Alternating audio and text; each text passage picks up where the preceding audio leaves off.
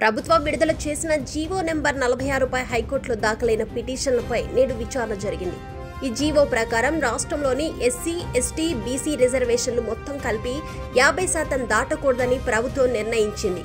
అయితే ఈ జీవోని వ్యతిరేకిస్తూ దాఖలైన పిటిషన్లపై విచారణ జరిపిన న్యాయస్థానం కీలక ఉత్తర్వులు జారీ చేసింది.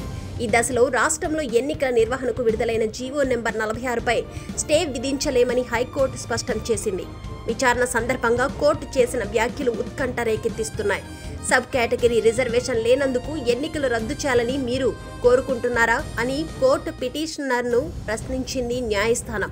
2009లో ఇదే పరిస్థితి వచ్చినప్పుడు జీహెచ్ఎంసీ ఎన్నికను రద్దు చేశారని పిటిషనర్ తరపు న్యాయవాది కోర్టు దృష్టికి తీసుకువెళ్లారు. అయితే దీనిపై కోర్టు స్పందిస్తూ ఎన్నికలు నిర్వహించాలని మేమే ఆదేశించి మళ్లీ మేమే ఎలా స్టే విధిస్తామని ప్రశ్నించింది.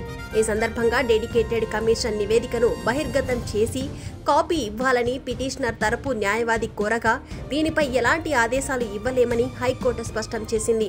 అయితే సబ్ కేటగిరీ రిజర్వేషన్లపై 6 వారాల్లోపు కౌంటర్ దాఖలు చేయాలని ప్రభుత్వానికి ఆదేశించింది. అనంతరం ఈ కేసు తదుపరి విచారణను 8 వారాలకు వాయిదా వేసింది న్యాయస్థానం.